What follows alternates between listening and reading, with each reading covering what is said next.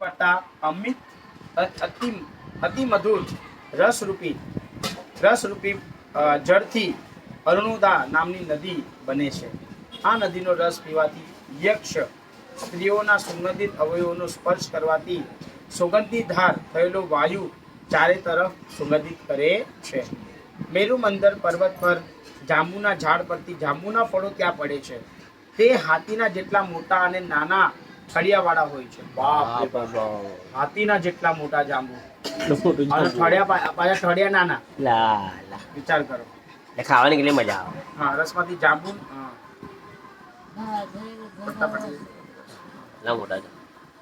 હાથીના જેવડા મોટા અને નાના ઠળિયાવાળા હોય છે. તે ઉછેથી પડતા ફાટી જાય છે અને તેના રસમાંથી જંબુ નામની નદી એ પર્વત પરથી પૃથ્વી પર પડે છે. જમ્મુ નદી પડે છે અને ત્યાંથી દક્ષિણમાં વહેતી આખા ઈલાવૃત ખંડમાં ફેલાય છે. એ નદી કિનારે રહેલી માટી, નદીનો રસ અને સૂર્યના સહયોગથી પાકી બની સોના રૂપે તૈયાર થઈ દેવતાઓના અલંકાર રૂપે કામ આવે છે. સુપાર્શ્વ પર્વત પર રહેલ કદમના ઝાડમાંથી 5 ધારાઓ જરીને પર્વતના શિખર પરથી પડી પશ્ચિમ તરફ ઈલાવૃત ક્ષેત્રમાં વહે છે. તેનો ઉપયોગ કરતા પ્રાણીઓના મુખથી નીકળેલો વાયુ 100 યોજનના પ્રદેશને સુગંધી વાળો કરે છે.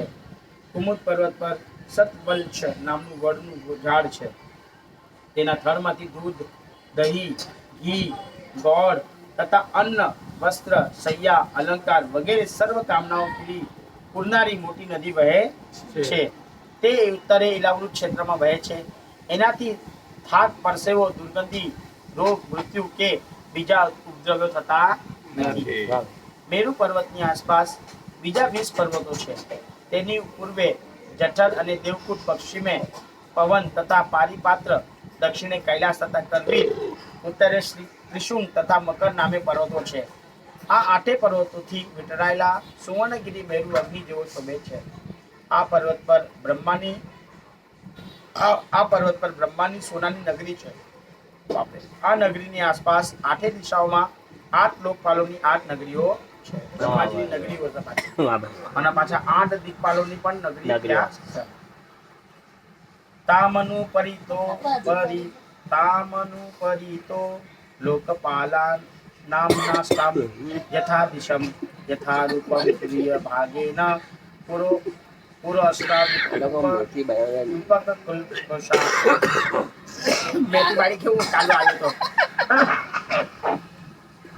કાલુ આવા તો મમતા નામમાં વહેવું શંકરે કરેલ શંકરચંદનું સેવન.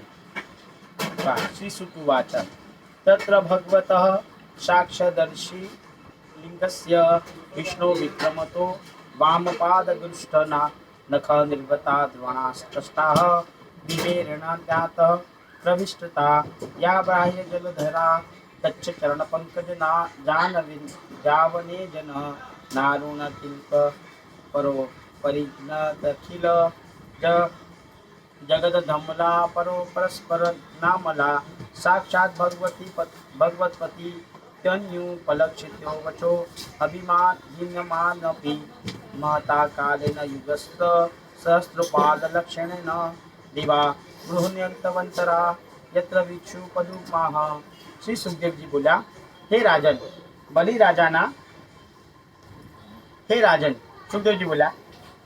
બલિ રાજાના યજ્ઞમાં ભગવાન વિષ્ણુ વામન સ્વરૂપે લઈને ગયા. વામને 3 પગમાં પૃથ્વી લેવા માટે જ્યારે મોટું ત્રિવિક્રમ સ્વરૂપ ધારણ કર્યું ત્યારે ડાબા પગના અંગૂઠાના નખથી બ્રહ્માંડ ભેદાઈ ગયું અને તેમાંથી જળધારા ઉત્પન્ન થઈ અને ત્રિવિક્રમ ભગવાનના પગ ધોઈ વહેવા લાગી. તે નિર્મળ જળધારાનું નામ ભગવતપદી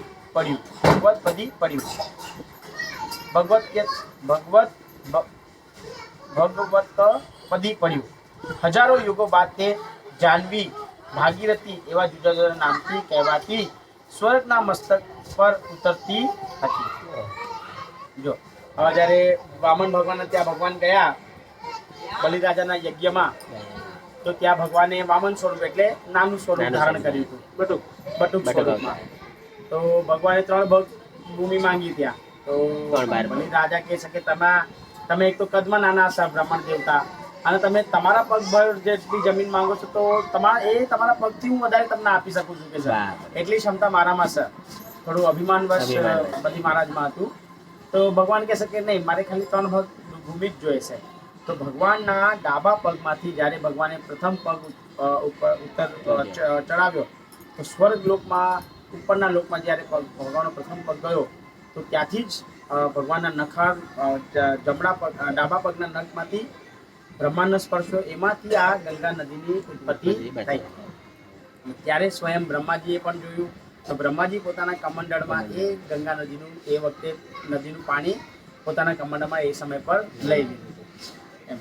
તો જે ગંગા નદી ત્યાંથી વહ્યા તો એનું અલગ અલગ રીતે નામ આપવામાં આવ્યું. ભગવતપદી, પછી તે જાહ્નવી નામથી પ્રસિદ્ધ થયા. પછી ભાગીરથજી પોતે એમના પિતૃઓના ઉદ્ધારની માટે લાવ્યા એટલે એમનું નામ ભાગીરથી પડ્યું. એવા જુદા જુદા નામથી ગંગા નદી પ્રચલિત થયા. જુદા નામથી કહેવાતી સ્વર્ગના મસ્તક પર ઉતરતી હતી અને સ્વર્ગના એ મસ્તકને વિષ્ણુપદ કહે છે. જો હવે એના શું કહેવાય? વિષ્ણુપદ.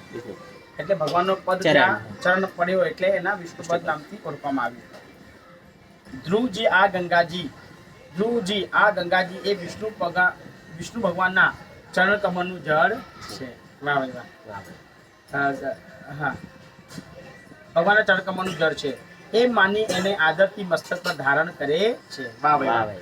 તો ધ્રુવજી સ્વયં રોજ ગંગા નદીમાં સ્નાન કરે છે અને આ ગંગાજી સ્વયં ભગવાનના ચરણારવિંદમાંથી નીકળ્યા છે એટલે ભગવાનનું ચરણામૃત છે.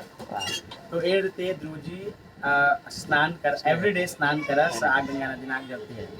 એટલે ગંગા નદી કેટલી પવિત્ર છે કે સ્વયં ભગવાનના ચરણારવિંદમાંથી નીકળેલી છે. કહેવાય છે ને, અમે પાણી સંગ્રહી રાખીએ ને તે પાણી ખરાબ થાય, પણ ગંગાનું પાણી ક્યારે ખરાબ કોઈ દિવસ બી ખરાબ નથી થતું. વૈજ્ઞાનિક લોકો કહે છે સેવન કરો તો ગંગાનું પાણી પીવું. જો શરીરને સ્વસ્થ રાખવું હોય ને તો ગંગાજીનું પાણી પીવું. એટલું પવિત્ર. ગંગાજીનું પાણી પવિત્ર છે અને ગંગાજીના પાણી પીવાથી આપણી આંતરિક શુદ્ધિ પણ થાય છે કે આપણા પાપો એ નષ્ટ થાય છે.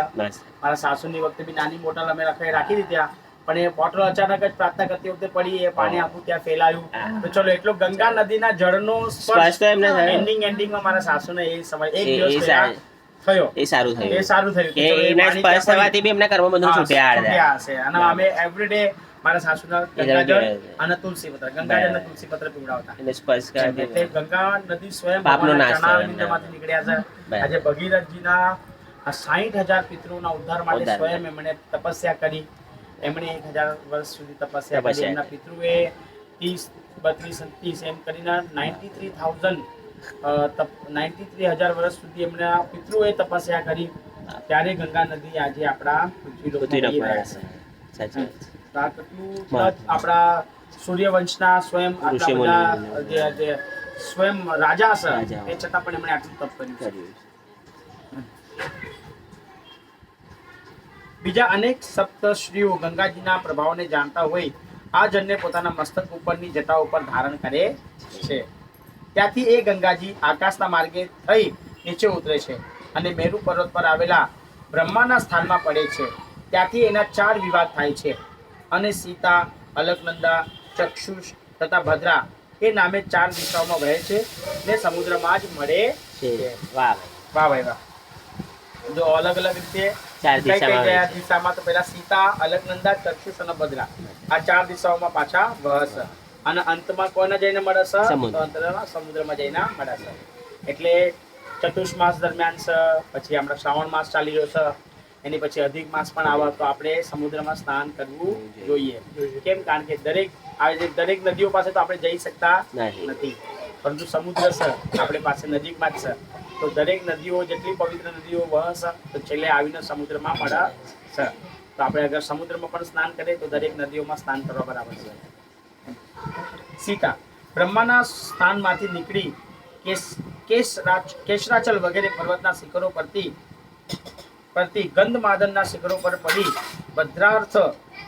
ભદ્રાશ્ચ ખંડની વચ્ચે થઈ પૂર્વ દિશામાં ખાર સમુદ્રને મળે છે. તો આ સીતા નદી જે છે ગંગાજી સ્વરૂપ એ આ રીતે વહે છે.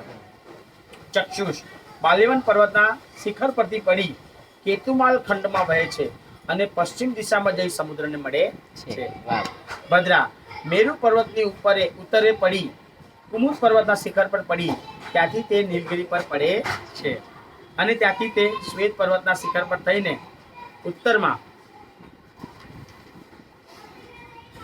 આવેલા સમુદ્રને મળે છે. અલકનંદા દક્ષિણમાં વહી અનેક પર્વતના શિખરો ઓળંગી હેમકૂટ પર્વત પર આવી ત્યાંથી ભારત વર્ષમાં આવી દક્ષિણ દિશામાં આવેલા સમુદ્રમાં પ્રવેશ કરે છે. આ 4 નદીઓ ઉપરાંત પણ પ્રત્યેક ખંડમાં અનેક નદીઓ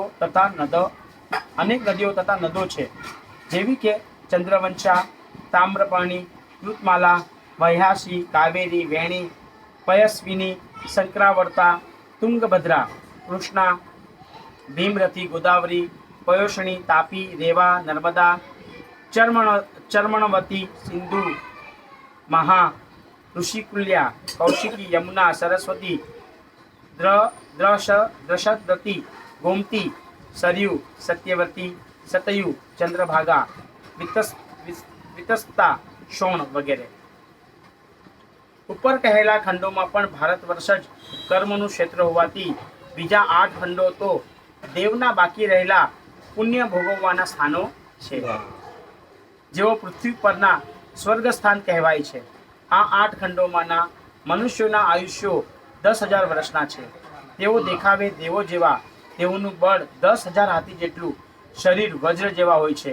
તે ખંડોમાં ત્રેતાયુગ જેવો સમય ચાલે છે. વાહ ભાઈ વાહ.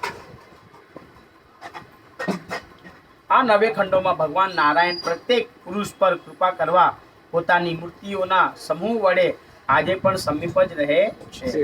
આમાંના ઇલાવૃત ખંડમાં તો ભગવાન શંકર એક જ પુરુષ છે, કારણ પાર્વતીજીના શ્રાપને કારણે ત્યાં પ્રવેશ કરતો કોઈ પણ પુરુષ સ્ત્રી થઈ જાય છે. આનું ઉદાહરણ મહાભારતમાં પણ આપેલું છે. મહાભારતમાં પણ ઇલાવૃતનું આપેલું છે. ઇલાવત નગરનું, કે ત્યાં જવાથી પુરુષ જે હોય એ સ્ત્રી થઈ જાય. ઇલાવૃત મહાભારતમાં આપ્યું છે. જ્યારે જે શ્રીખંડીનું છે ને, તો એ રાજાને ત્યાં જન્મ થાય છે. તો જન્મ થાય છે તો એ દીકરો નથી રહેતો, અને રાજાને ઘણી ઈચ્છા હોય છે, જે એમના પિતા હોય છે, કે મારો છોકરો મારા ઘરે જે જન્મ્યો છે એ છોકરી નથી, પરંતુ છોકરો જ છે, અને એને હંમેશા છોકરાની તરીકે જ રાખતા. તો પછી જ્યારે એ ઇલાવૃત નગરમાં આવે છે તો ત્યારે એ છોકરીથી છોકરો થઈ જાય છે. તો આ વસ્તુ છે, આ મહાભારતના